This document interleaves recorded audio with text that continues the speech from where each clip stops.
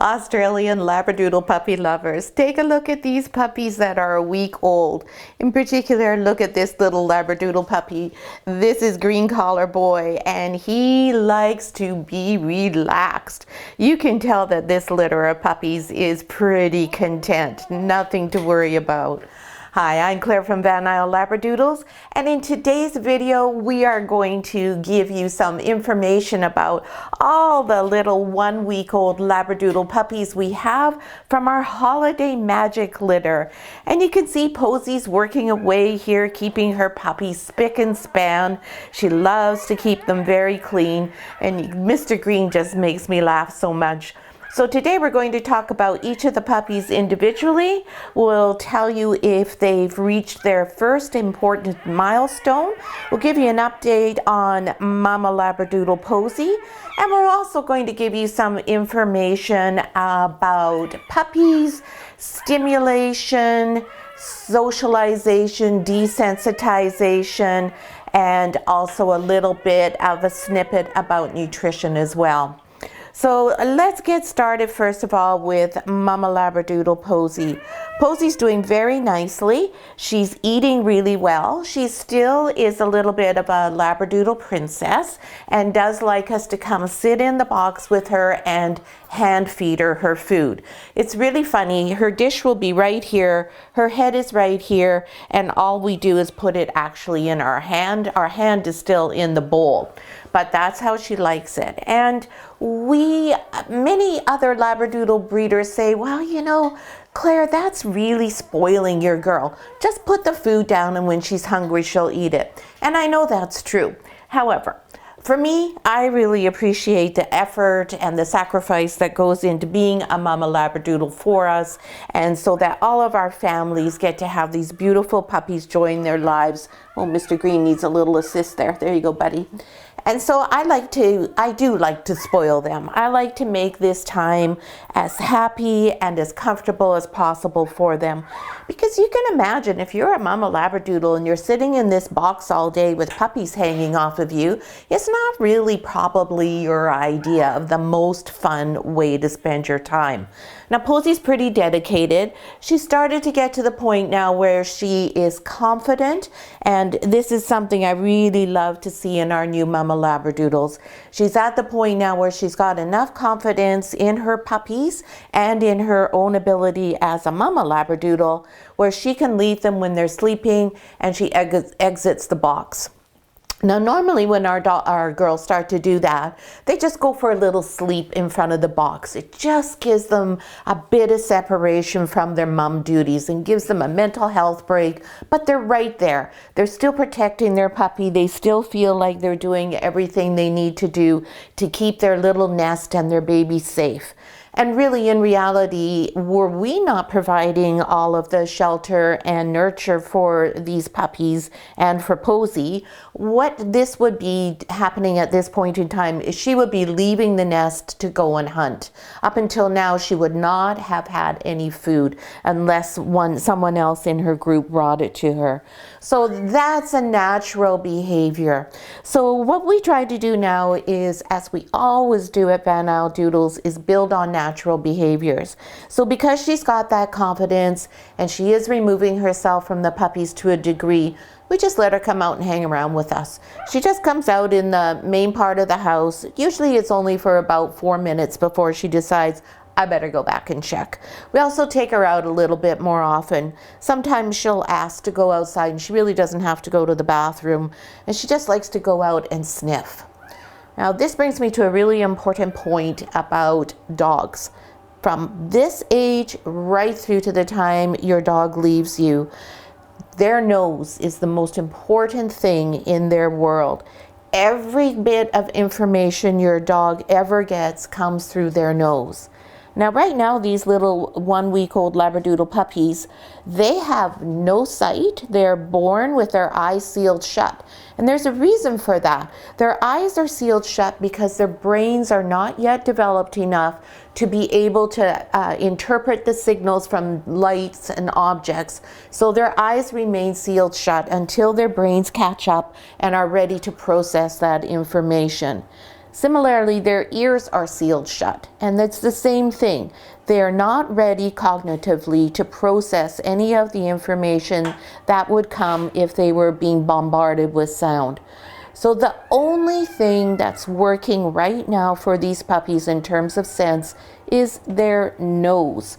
And their nose just doesn't tell them what's going on. Oh, you can hear Juniper's puppies next door. Somebody must have gotten shoved off of their place at the milk bar. What their nose tells them right now at this age, and right from the moment they're born, is it has little heat sensors in it, and that's how they can find Posy.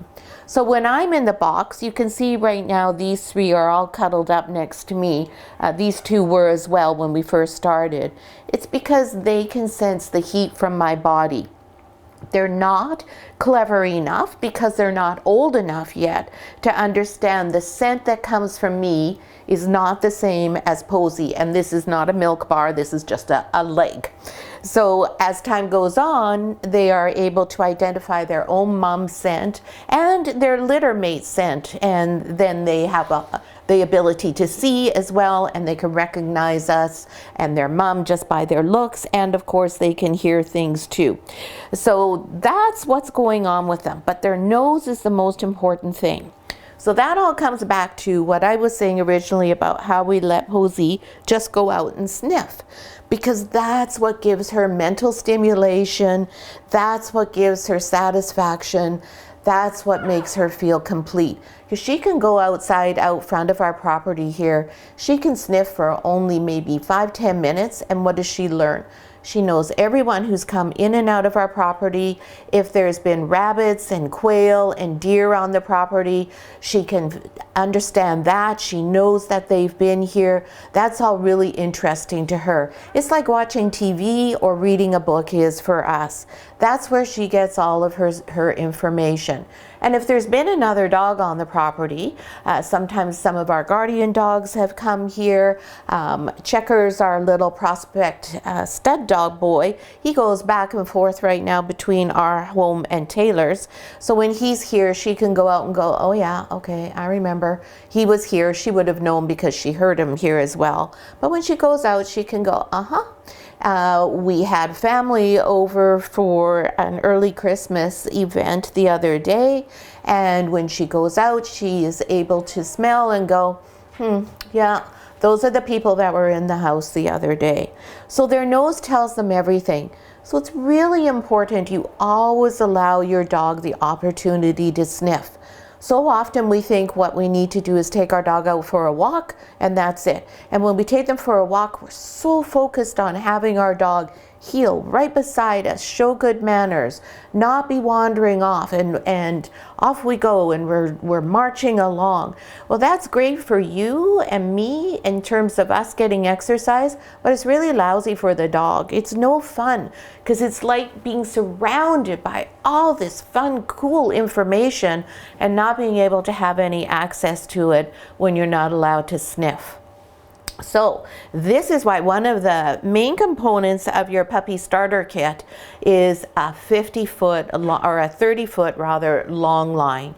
This is how dogs enjoy going for a walk. So you have a great long line that you attach to their harness, and their special harness that does not impede their gait or cause their shoulders to roll is also in your puppy starter kit.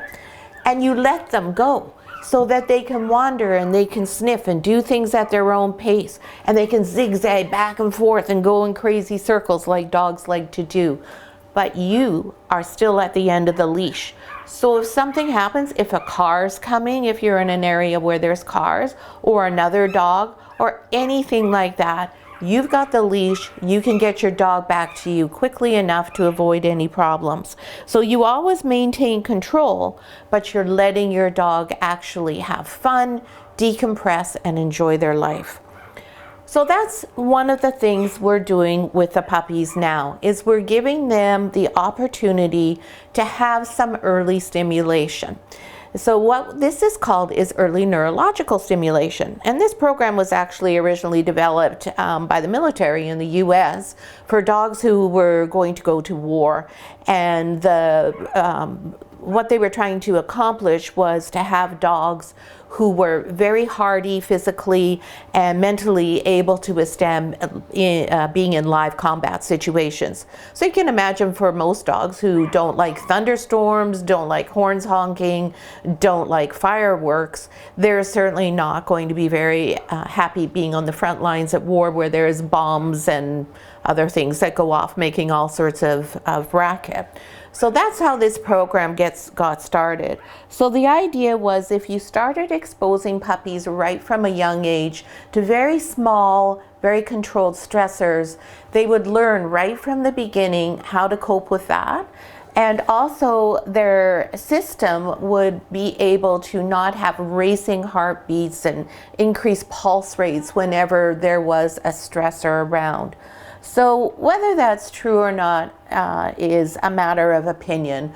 There are studies where they concluded that, oh yeah, this works great if we do early neurological stimulation. They've all been debunked.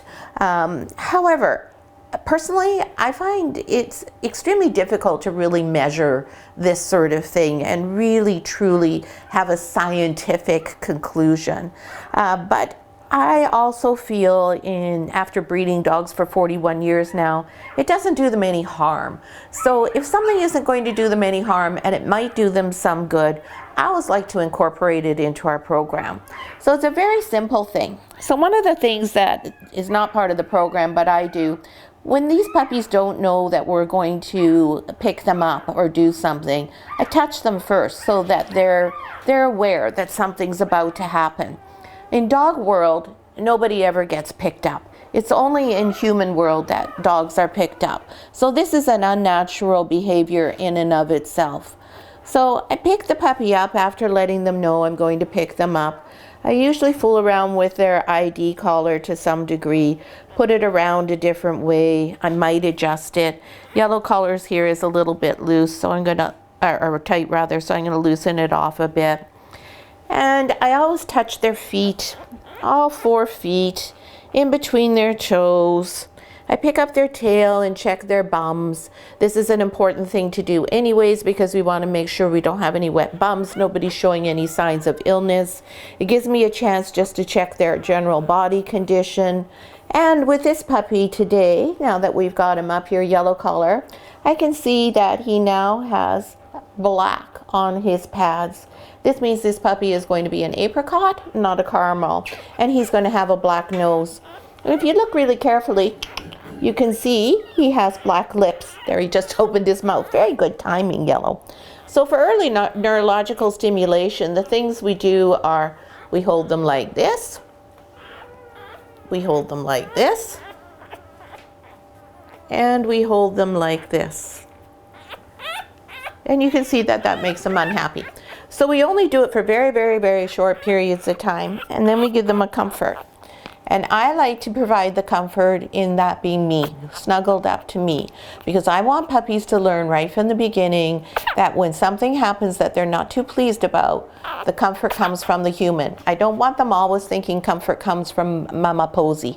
They already know that. And Mama Posy's not going to be part of their life in 8 weeks from now, well, even in 6 weeks from now, when she's weaned them and she's gone home to her guardian family.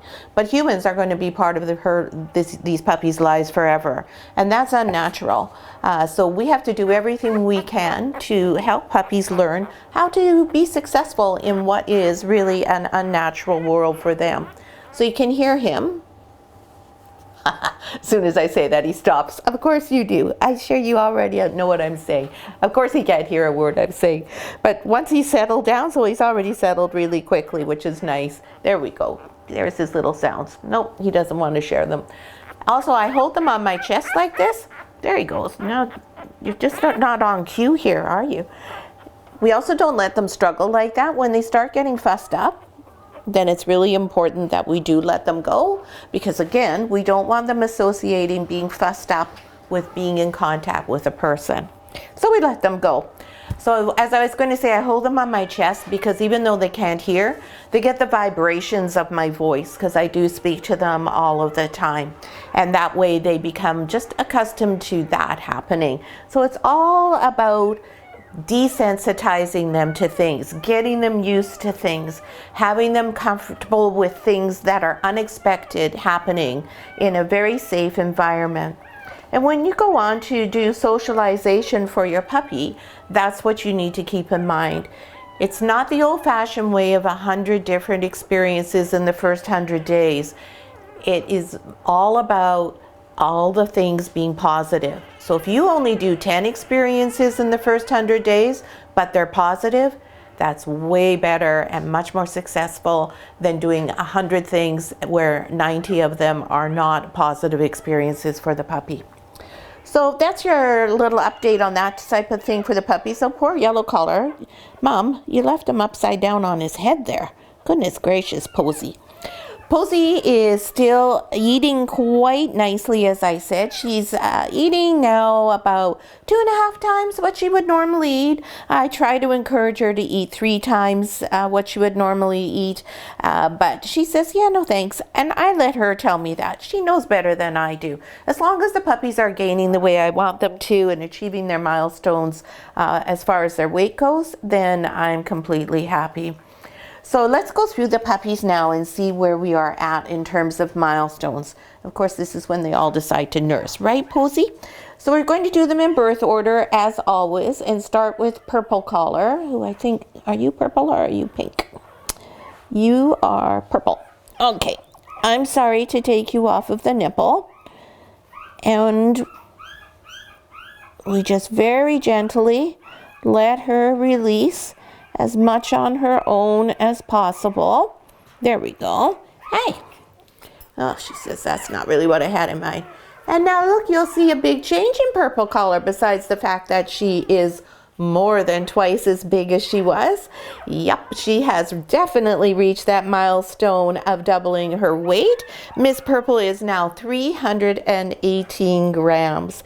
And the other change is Miss Purple is, as I suspected, a caramel party. You can see the caramel coloring coming on the side of her head here, and you can really see it inside her ear where it's very dark caramel there. So her ear is definitely going to be darker like Posy's, and then she's got some color going on around it there. The same thing is happening on her other ear over here. And I'm sorry that I jiggle in the video. I have tremors in my hands, and so it always makes me shake when I'm holding them, so sorry about that. And that's probably it. So that is what we call an extreme party. An extreme party means there's more white than there is color, but she's going to be just a smashing looking little girl with that color on her face there. Those are really pretty little markings, and it looks like we might have some around her nose too. So that's our little Purple Collar girl, firstborn in the litter. And now we're going to see if we can get her back on the spot in the milk bar so she won't be mad at me for having moved her. Oh, Juniper, your puppies are making a fuss over there. Next is Pink Collar girl. Oh, goody, she's not attached. And Pink has got the same changes as Purple. She too has party coloring on her now, which you can see on her ear there. But she's going to be really cool and have 2 colored ears. So she's going to have a pink ear and or a white ear, and she's going to have a caramel ear. Oh my God, that's going to be so cute. And Pink has also more than doubled her birth weight. Oh, and I just did them out of order. Pink is number 3. Sorry about that. She is 328 grams. Oh my goodness, I got you out of order. And you'll see on here, if you're wondering what color this is on her bum, this is just staining from poop. When Posy's cleaning their bum, she just tends to do a lot of licking, and so you get a little bit of marking on their bums when they're this age. Nothing to worry about, and no, it's not a different color. And now Mr. Blue, sorry, I didn't remember that you were number 2. I always think you were number 3. Mr. Blue, our giant big boy. Now this guy, let's take a look at his feet. And just let's see if we see any black coming. So I don't see any black pads happening in his feet. Oh, let's wait a minute, maybe on this foot. He says, really, do you have to hold me like that? Nope, they're all pink. So I'm guessing he is going to be a caramel, and he's going to have really very similar coloring to Posy. He looks very much like her. And this is our bruiser boy. He is the biggest in the litter, and he is more than a pound already. Can you believe that? In 1 week, he is 480 grams. Holy smokes. So these weights and the fact that all the puppies have more than doubled their birth weight, that's what tells me that Posy is eating very well and eating sufficiently to maintain her weight and her puppy's weight. Again, she's not lost any weight. She has beautiful cover. I cannot really feel her ribs too much. I can feel them just enough. She's just at the perfect weight. So everything's just right. So next we have Yellow Collar, and he is down here nursing away and going to be a little annoyed at me because he's got himself in quite an interesting position here. Come here, buddy. Oh, okay, there we go. There's a handsome fellow. Now, Yellow Collar is the puppy that we were looking at before, so we know he is an apricot because he does have the black feet and he does have the black on his lips, and he does have a little pink tongue that he's sticking out for everybody. Oh, you're so cute. And little Yellow Collar is 389 grams. So really coming along nicely. And last but not least is Green Collar Boy, also nursing. Oh, that's some suction. You can't believe how much suction these guys have. And he is, of course, a party. We've known that all along because he is very well marked. And let's see what we've got on feet here. Little bit of black. If we look at the lips, the lips are still pretty much pink, as you can see. Oh, there we go. Black here, black here. So this is an apricot party, not a caramel party. Oh, so it's an apricot. And Mr. Green is 395 grams. So I'm just thrilled that all of the puppies have more than doubled their birth weight. They've done that in the first week, and really what we aim for is, I'm happy if we've doubled it in the first 10 days. If we have more than doubled and we did that in 7 days, then I'm just thrilled. So Posy's doing a fabulous job. Everything's going really well. Everybody's happy, everybody's healthy, and I hope you enjoyed the video. So if you did, please take a moment. If you found the information helpful, useful, interesting, please take a moment and give us a thumbs up. That really helps us out. We'd love it if you would subscribe to our channel. That would be even more help for us. This will be our last update video before Christmas. If you celebrate Christmas, Merry Christmas. We hope you have a wonderful holiday with friends and family. If you celebrate something other than Christmas during this period of time that we will be away for the next week, we wish you a very happy holiday season. Thank you for watching, and please don't hesitate to ask any questions or post any comments you have below this video. And we will see everybody in the next week, a week today, when we are back with our week 2 update, and the next milestone will be, do any of these puppies have their eyes open? Thanks for watching. You're such a good mama. Yes.